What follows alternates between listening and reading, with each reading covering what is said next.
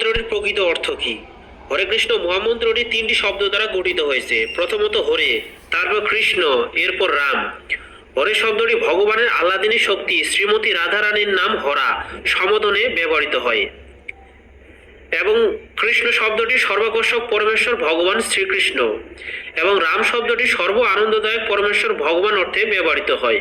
তাহলে হরে কৃষ্ণ মহামন্ত্রটির প্রকৃত অর্থ হচ্ছে, হে ভগবানের আহ্লাদিনী শক্তি শ্রীমতী রাধারানী, হে সর্বাকর্ষক পরমেশ্বর ভগবান শ্রীকৃষ্ণ, হে সর্ব আনন্দদায়ক ভগবান, আপনারা আমাকে আপনাদের প্রেমময়ী সেবায় নিয়োজিত করুন। হরে কৃষ্ণ কৃষ্ণ কৃষ্ণ হরে হরে, হরে রাম রাম রাম হরে হরে।